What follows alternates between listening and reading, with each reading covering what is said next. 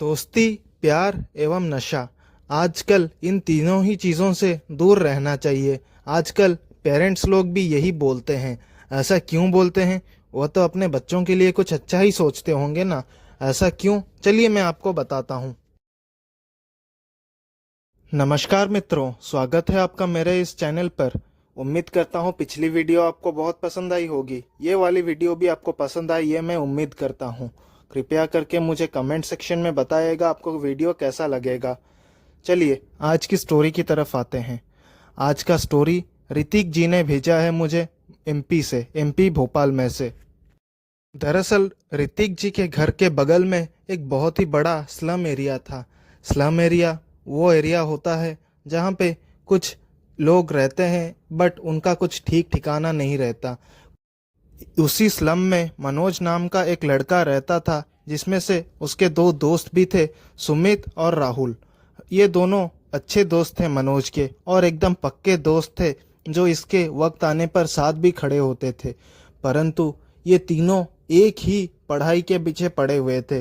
वो एक competitive exam था जिसके पीछे ये तीनों पागल थे। वो कॉम्पिटिटिव एग्ज़ाम को क्रैक करना चाहते थे। अब मनोज इनमें से सबसे ज़्यादा होशियार लड़का था। आसपास के लोग भी मनोज के बारे में अच्छा ही बोलते थे। क्यों? क्योंकि वो काम के साथ साथ पढ़ाई में भी अच्छा था, और वो बचपन से ही अपने माता पिता का नाम रोशन करता आ रहा था। परंतु इतना सब कुछ होने के बावजूद उसके पिताजी, जो खाली दारू के नशे में रहते थे, उन्हीं की वजह से उनका परिवार ऊपर बढ़ नहीं पा रहा था। खैर, वो लड़का मेहनती होने के कारण किसी तरह अपने परिवार को और अपनी बूढ़ी माँ को संभाल ही लेता था। परंतु एक दिन एक ऐसा घटना घटा जिसके बारे में किसी ने सोचा भी नहीं था।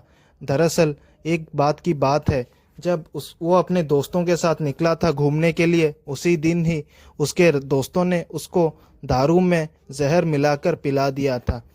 दारू एक ऐसी चीज है जिससे वो बचपन से दूर रहा करता था, परंतु अपने शैतान दोस्तों के साथ मिलने के कारण और थोड़े मजे के चक्कर में उसने दारू पीना शुरू कर दिया था।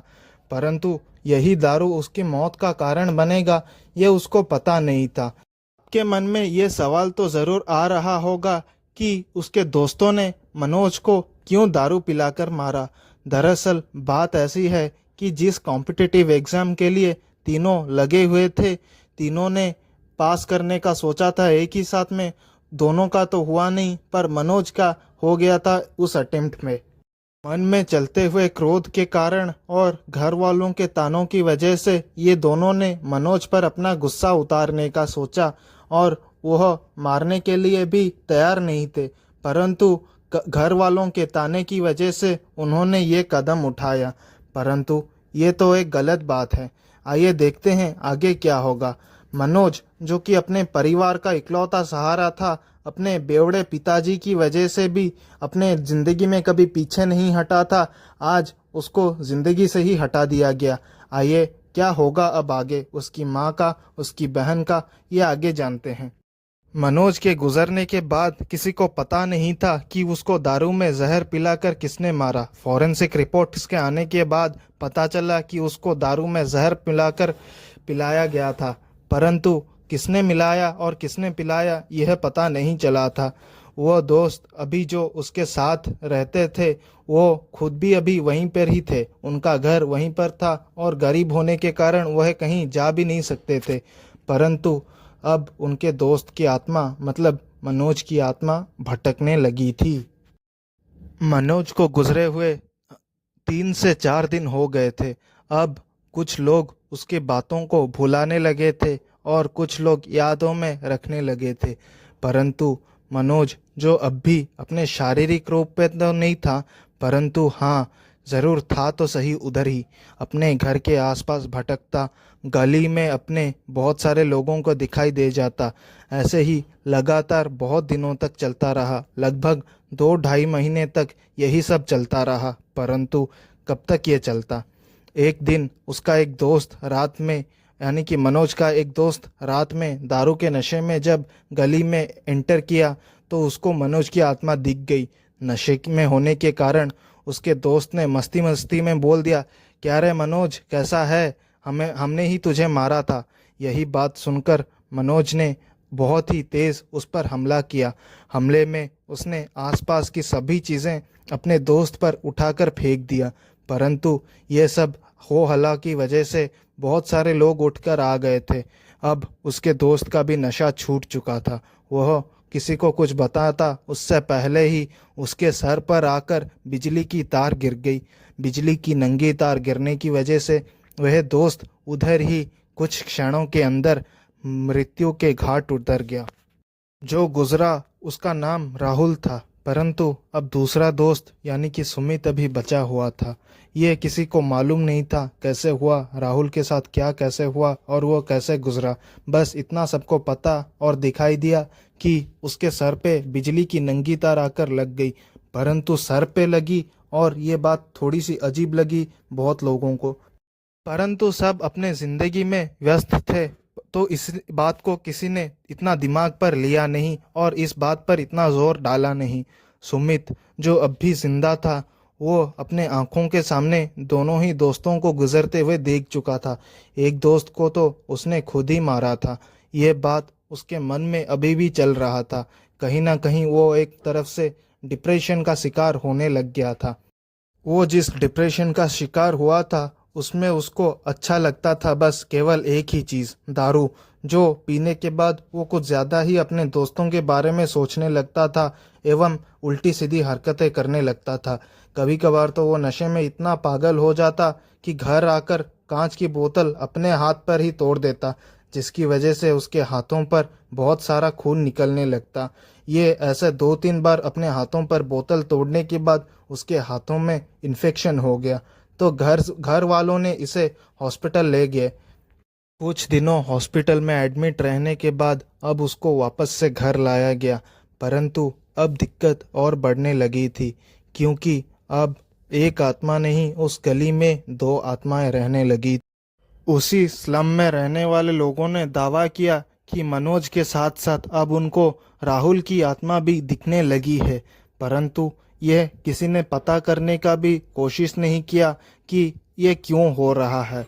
दरअसल राहुल जो मर चुका था, अब वह चाहता था कि सुमित भी उसके साथ आके रहने लगे, क्योंकि उसको अकेला लगने लगा था। और मनोज जो कि पहले से ही मर चुका था, उसकी आत्मा का बदला अभी भी बाकी था। सुमित को कुछ अंदाजा भी नहीं था कि उसके साथ क्या होने वाला है। एक शाम की बात है, जब सुमित दारू पीकर घर आया वापस, तब वो गली में घुसते ही उसको मनोज दिख गया। मनोज के बारे में वो जान तो चुका था कि हाँ, उसकी आत्मा बहुत भटक रही है आजकल, परंतु उसने नशे के कारण किसी पे इतना ध्यान दिया नहीं। वह अपने घर के तरफ बढ़ने लगा। तुरंत ही उसको राहुल की आत्मा दिख गई। अब उसको कुछ अजीब लगने लगा था। वह चिल्लाकर भागने लगा, परंतु तब तक शायद बहुत देर हो चुकी थी उसके लिए। अब उन दोनों ने मिलकर इसके हाथ को और पैर को पकड़कर एक पेड़ में दे मारा, जिसकी वजह से सुमित की उधर ही मृत्यु हो गई। अब गली वालों को बहुत अजीब लगने लगा। उन्होंने बाबा जी या फिर तांत्रिक को बुलाकर पूछताछ करने लगे। गांव के एक बाबा जी ने बोला कि इन आत्माओं को बुलाकर बात करनी पड़ेगी। तो जब मनोज की आत्मा को बुलाकर बात किया गया तो पता चला बाबा जी को दरअसल माजरा क्या है। जब सबके सामने ये बात बताई गई तो सब हैरान होने लगे और हैरानी के साथ साथ मनोज के पिताजी को दोषी ठहराने लगे, परंतु बाबा जी के समझाने के बाद सब शांत हो गया। बाबा जी ने पूजा का आयोजन किया और लोगों को आश्वासन दिया कि सब ठीक हो जाएगा। पूजा खत्म हुआ, परंतु कुछ असर ज्यादा दिखा नहीं। जबकि वो 3 आत्माएं हो चुकी थी, तो वो अब लोगों को परेशान करने लगे थे, घरों में घुस जाते थे किसी के भी। तो वापस से बाबा जी को बुलाया गया। बाबा जी ने इस बार तीनों ही आत्माओं को बंदी बनाकर एक कील में घुसा दिया। कील में घुसाकर एक पेड़ में जाकर उनको टांग दिया और उनको मना किया इन कीलों को कोई ना निकाले। आज भी वो कील जिन पेड़ों में घुसे हुए हैं, उन पेड़ों में पत्ते तो नहीं है, लेकिन उन गांव वालों को मना किया गया है या फिर उन स्लम एरिया के गली वालों को मना किया गया है उस पेड़ को ना ही काटने को। कुछ लोगों का ये भी कहना है कि वो तीनों आज भी उन्हीं कील के अंदर फंसे हुए हैं, परंतु अगर वो कील निकल गया या फिर वो पेड़ काट दिया गया तो वो तीन आज़ाद हो जाएंगे और वापस से सबको परेशान करेंगे जैसे पहले किया करते थे। तो कृपया करके हमें कमेंट सेक्शन में बताइए कि क्या ये सही में हो सकता है कि अगर वो उन पेड़ों में से कील निकाल देते हैं तो क्या वो सही में आज़ाद हो जाएंगे, या फिर क्या वो अगर आज़ाद हो भी गए तो सबको वापस से परेशान करेंगे। ऐसे मुझे कमेंट सेक्शन में बताइएगा। तो मित्रों, उम्मीद करता हूँ आपको ये वीडियो पसंद आया होगा। वीडियो अगर पसंद आया हो तो वीडियो को प्लीज़ लाइक कर दीजिए और ऐसे ही वीडियोस के लिए प्लीज़ चैनल को सब्सक्राइब कर दीजिए। बेल वाला जो ऑप्शन है उसको ओपन करना या फिर ऑन करना मत भूलिएगा, क्योंकि उससे मेरे वीडियोस की नोटिफिकेशन आती रहेगी जब मैं पोस्ट करूँगा।